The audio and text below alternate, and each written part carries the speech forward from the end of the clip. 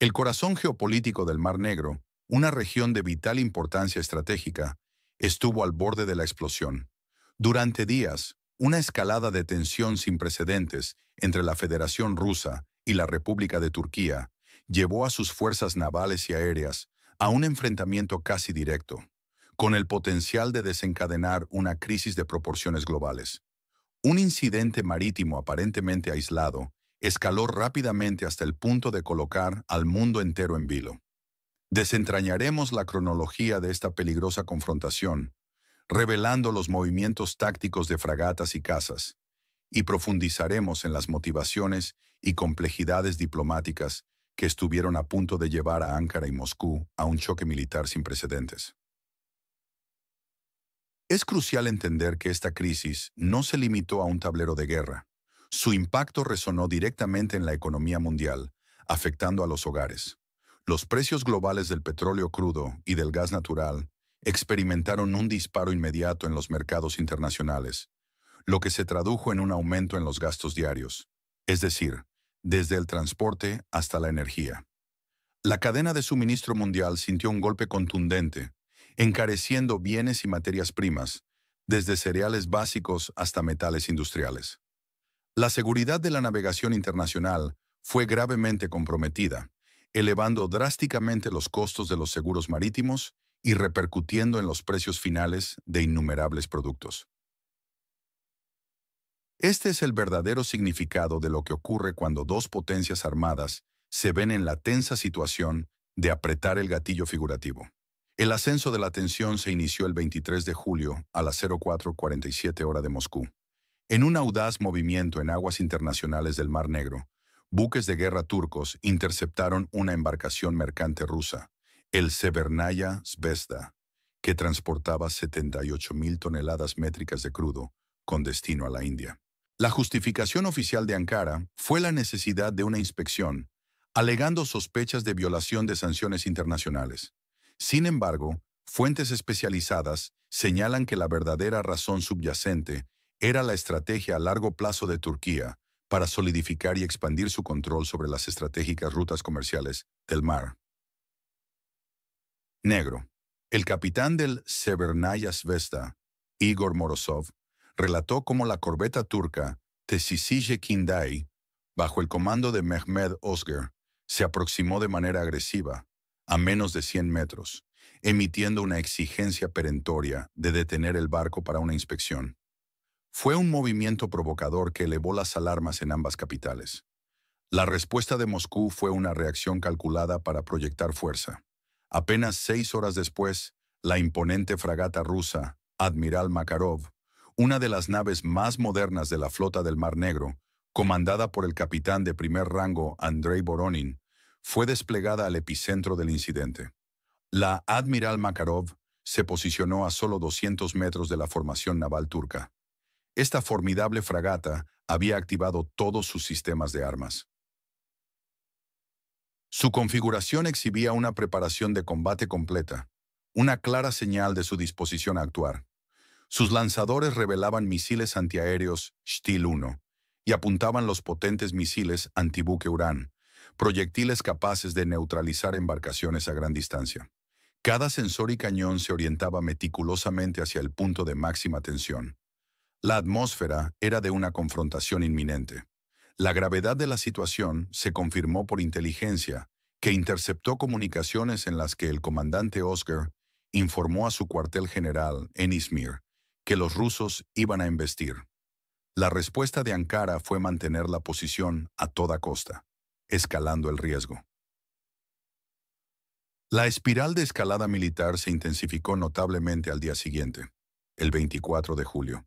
Turquía, en una demostración de poder naval, desplegó adicionalmente 2 fragatas de la clase Bárbaros, el TCG Bárbaros y el TCG Aruk Reis. Estas naves estaban fuertemente armadas con misiles Harpoon y Sea Sparrow, elevando su capacidad de respuesta. La Federación Rusa replicó con contundencia, enviando al crucero lanzamisiles Baryag. Esta nave de 11.500 toneladas es una de las joyas de la Marina rusa, equipada con 16 misiles Vulcan con un alcance de 700 kilómetros. Los cielos sobre el Mar Negro también se convirtieron en un escenario de desafío. Aviones turcos F-16 Fighting Falcon, desde la base de Mersifon, realizaron vuelos de demostración de fuerza. En respuesta, los cazas rusos Su-30, desde la base de Novorossiysk, iniciaron patrullas constantes las 24 horas del día. La región se había transformado en una zona militarizada. El 25 de julio, a las 11:00 hora de Moscú, la situación aérea se tornó casi catastrófica. Un helicóptero antisubmarino ruso Ka-27 GKS, piloteado por el teniente coronel Alexei Kulyakov, fue objeto de una interceptación altamente peligrosa.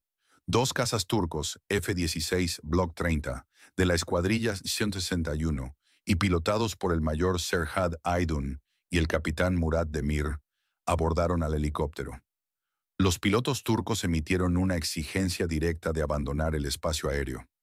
El teniente coronel Kulyakov se negó, invocando las normativas del derecho internacional sobre la libertad de navegación y vuelo. La respuesta turca fue una provocación extrema. Los F-16 realizaron un paso extraordinariamente cercano, a solo 37 metros del helicóptero. Esta maniobra forzada causó que el Ka-27 perdiera abruptamente altura y estabilidad, poniendo en serio riesgo la vida de su tripulación. Un video, grabado desde una cámara a bordo de un F-16, se difundió rápidamente, confirmando la peligrosidad de la maniobra. Rusia calificó la acción como una clara y deliberada provocación militar. La crisis escaló vertiginosamente al nivel ministerial. El ministro de Defensa ruso, Andrei Belousov, contactó a su homólogo turco, Yashar Güler. Sostuvieron una tensa conversación telefónica que se extendió por 28 minutos, un lapso significativo en un momento de crisis. Aunque los detalles no fueron divulgados, se entiende que el intercambio fue crucial para buscar vías para desescalar la situación. Sin embargo, la acción militar no se detuvo. 2 horas después de la llamada, las fuerzas aeroespaciales rusas intensificaron su despliegue, enviando 6 cazas Su-30 SM desde la base de Kubinka y 4 Su-35S desde Sochi, aumentando su presencia en la región. La parte turca respondió aumentando las patrullas aéreas sobre el Mar Negro con 8 F-16 y 2 aviones de reconocimiento, Boeing 737 AEW-NC. Ambas partes justificaban sus movimientos como defensivos, pero la acumulación de poder militar aumentaba exponencialmente el riesgo de un error que pudiera desatar una confrontación abierta. La presencia internacional, intentando contener la crisis, se hizo más prominente. El 27 de julio, buques de guerra de la OTAN se unieron a la zona de conflicto, añadiendo complejidad. Entre estas naves se encontraban la fragata búlgara Draski y la corbeta rumana Marasesti. La excusa oficial fue la realización de ejercicios planificados, pero la coincidencia generó especulaciones sobre un intento de mostrar apoyo a Turquía y disuadir a Rusia. La respuesta de Moscú no fue sutil. Procedió a desplegar rápidamente 3 buques de misiles del proyecto Buyan-M, el Grad Sviazk, el Uglich y el Veliki Ustyug. Estas naves fueron movilizadas desde la flotilla del Caspio, transitando por el sistema de canales Volga-Don. Este despliegue fue una clara señal de que Moscú no retrocedería ante la presencia de la OTAN y estaba dispuesto a aumentar su capacidad naval en la región, intensificando la militarización. El 29 de julio, la tensión en el mar estuvo a metros de una tragedia naval. El destructor ruso Nastoychivi, comandado por el capitán Pavel Stepanov, y la fragata turca Gediz, bajo el comando de Ozgan Çelik, se encontraron a solo 100 metros de distancia durante maniobras. La proximidad era alarmante. Según testigos a bordo del petrolero griego Alexandros, las tripulaciones de ambos buques estaban en sus puestos de combate, con el armamento listo. El ambiente era de máxima alerta. Sin embargo, en lo que fue elogiado como un triunfo del profesionalismo, ambos comandantes tomaron simultáneamente la acción crítica de reducir la velocidad y alejarse a una distancia segura. Esta decisión, tomada bajo una presión inmensa, evitó una colisión catastrófica y potencialmente el inicio de un conflicto armado. Fue un respiro colectivo que el mundo contuvo y liberó con alivio. Pero la calma fue efímera. El 1 de agosto, una lancha patrullera turca P-234 realizó un acto de agresión al efectuar disparos de advertencia. Eran proyectiles trazadores de 12,7 milímetros dirigidos contra el pesquero ruso Dalnevostokny, cerca de la costa de Sinop. La parte turca alegó que la embarcación había violado sus aguas territoriales, reclamo que el capitán Vladimir Korshunov negó, afirmando que se encontraba en aguas internacionales. La respuesta rusa fue inmediata. Buques de guerra rusos se movilizaron para proteger a su embarcación. La fragata Admiral Makarov se acercó a 29 nudos. Su comandante emitió una severa advertencia a la parte turca. La reacción de la corbeta turca fue activar su sistema de control de tiro, un paso previo a un ataque real, y apuntar su radar de puntería a la fragata rusa. La tensión se disparó de nuevo. La colisión parecía casi inevitable.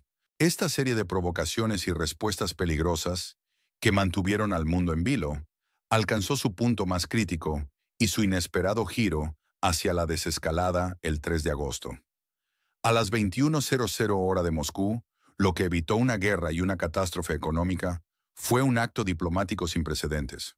Los presidentes Vladimir Putin de Rusia y Recep Tayyip Erdogan de Turquía sostuvieron una conversación telefónica que se prolongó por 2 horas y 20 minutos. La llamada fue iniciada por Putin, subrayando: la urgencia de Moscú. Una hora después, los buques de guerra de ambos países comenzaron a retirarse de la línea de confrontación. Este repliegue se llevó a cabo siguiendo un plan de desescalada acordado al más alto nivel. El petrolero ruso Severnaya Zvezda, la chispa del incidente, fue finalmente liberado por Turquía sin la inspección, con el compromiso de que Rusia proporcionaría la documentación de la carga. Las repercusiones económicas fueron inmediatas y de alcance global. En los primeros 2 días, los precios del petróleo Brent se dispararon un 8%, a $94 por barril. El gas natural en el mercado europeo experimentó un alza del 12%. Las divisas sintieron el impacto. La lira turca perdió un 4,7% de su valor y el rublo ruso se debilitó un 3,2%. Las principales compañías de seguros marítimos, como Lloyd's, Swiss Re y Allianz, aumentaron las primas de riesgo para el tránsito por el Mar Negro en un 150%. Esta medida impactó el costo del transporte de bienes como cereales, petróleo y metales. El índice báltico de graneleros subió un 17% en una semana. Las pérdidas económicas estimadas en los primeros 5 días fueron de $400 millones. Expertos de Goldman Sachs estimaron que un conflicto militar a gran escala podría causar pérdidas globales de $250.000 millones en los primeros 3 meses. A nivel diplomático, la comunidad internacional observó con preocupación. La Unión Europea, a través de su portavoz Peter Stano, instó a todas las partes a evitar una mayor escalada. Francia propuso una reunión de emergencia del Consejo de Seguridad de la ONU, pero Rusia, usando su derecho a veto, bloqueó la iniciativa, calificándola de innecesaria. Estados Unidos mantuvo una posición observadora, aunque el secretario de Estado Antony Blinken conversó por teléfono con los ministros de Asuntos Exteriores de ambos países. Un detalle geopolítico crucial fue el desvío del destructor estadounidense Porter hacia el Bósforo. Sin embargo, Turquía, citando la Convención de Montreux, negó el paso a la nave de guerra hacia el Mar Negro. China, actor con intereses estratégicos, propuso negociaciones tripartitas bajo la Organización de Cooperación de Shanghái, OCS.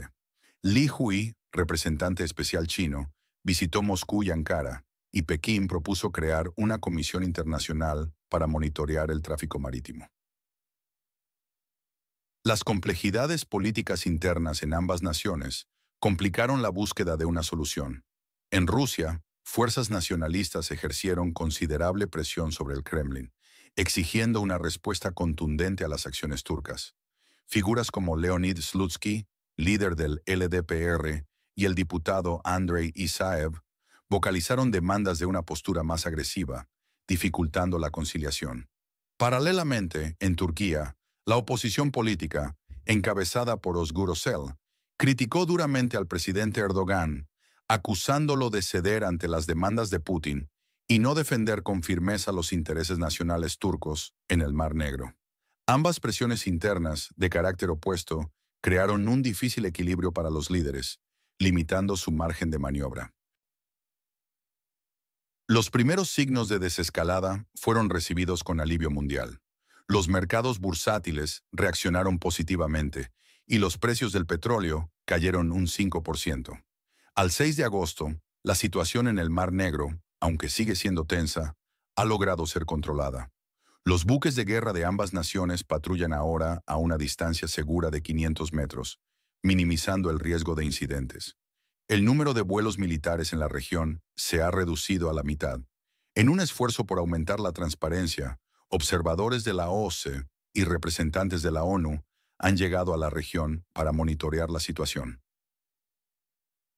Crucialmente, se ha establecido una línea directa de comunicación entre los comandos de las flotas militares de Rusia y Turquía, un mecanismo vital para prevenir futuros incidentes. Este incidente en el Mar Negro sirvió como una demostración de la extrema fragilidad del equilibrio de poder en una región estratégicamente crucial.